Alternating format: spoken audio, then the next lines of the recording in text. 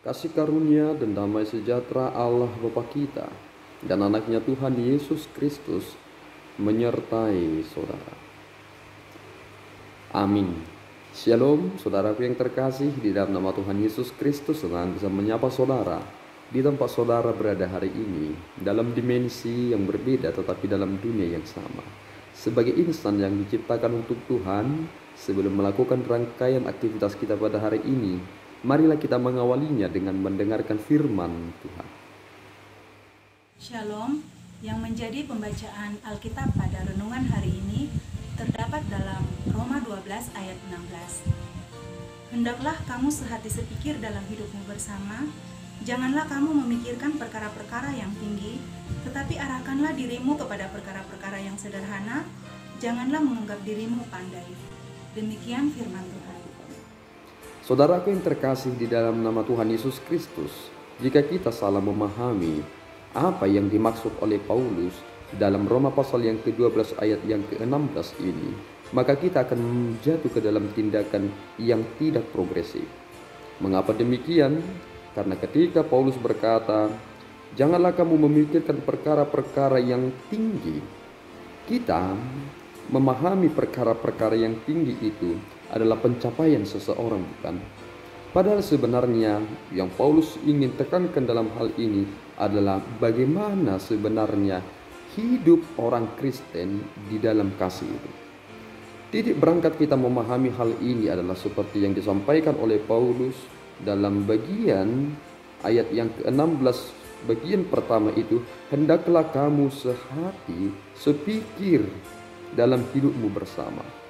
Tentu antara hati dan pikiran sering sekali berlawanan, bukan? Mengapa demikian? Itu mengapa ada orang yang berkata, seandainya aku melakukan apa yang dikatakan oleh hatiku, maka tidak akan terjadi seperti ini. Tetapi tidak ada sesuatu hal yang tidak terpikirkan.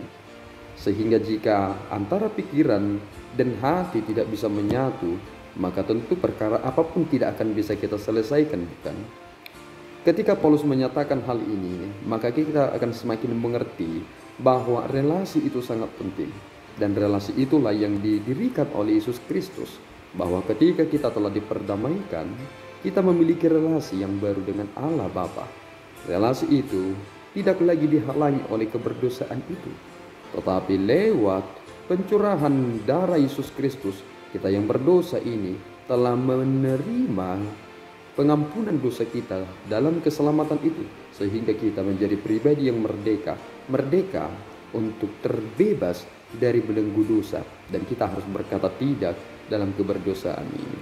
Betapa banyaknya orang yang melakukan hal-hal yang bersifat rohani, terlebih dalam pelayanan masing-masing, di dalam gereja, bahkan di dalam pekerjaan, yang orang anggap itu sebagai sesuatu hal yang sekuler, tetapi itu adalah pemahaman yang keliru jika ia adalah orang beriman. Orang-orang yang melakukan pelayanan dan pekerjaan itu sering sekali terbengkalai dengan hal yang lebih besar. Mengapa demikian? Karena kita tidak mau disaingi oleh orang lain. Sehingga ketika kita tidak mau disaingi oleh orang lain, kita bahkan memikirkan hal yang tidak seharusnya kita pikirkan. Dan akibatnya kita hanya bersaing hanya untuk sebuah popularitas semata. Kita bersaing untuk sesuatu hal yang bersifat individual. Tetapi apakah ketika kita memahami ini adalah komunitas, ini adalah persekutuan, ini adalah bagian dari orang-orang yang penuh dengan kasih, bukankah seharusnya ketika kita memiliki jiwa partisipasi di dalam segala hal itu, bukan lagi jiwa di mana aku harus lebih ditinggikan dan lebih menonjol dari mereka? Tentu tanda-tanda orang yang penuh dengan belas kasihan itu adalah ia harus beres dengan dirinya sendiri. Sehingga ketika ia beres dengan dirinya sendiri, maka ia akan menyederhanakan, meskipun itu adalah hal yang sulit. Mengapa banyak sekali hal-hal yang tidak bisa terselesaikan di dunia ini? Karena kita menganut sistem yang begitu rumit, A, B, C, D, E. Dan kemudian saat ini para orang-orang hebat telah membuat hubungan itu, sistem itu menjadi sederhana. sehingga penyelesaian itu menjadi lebih akurat ketimbang hanya menjadi sesuatu hal yang terus-menerus berputar-putar tetapi tidak memberikan hasil dan dampak. Mengapa demikian? Karena sistem itu tidak diperbaiki sehingga menjadi lebih sederhana. Bukankah ketika kita saling mengasihi, kita melihat sesuatu hal yang begitu sederhana tetapi memiliki nilai yang lebih tinggi?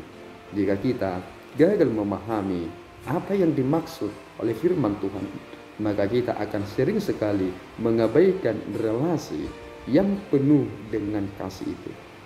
Lihat, hidup di dalam kasih itu banyak sekali bagian-bagiannya, dan Paulus menekankan itu mulai dari ayat 9 sampai ayatnya yang ke-21. Artinya apa?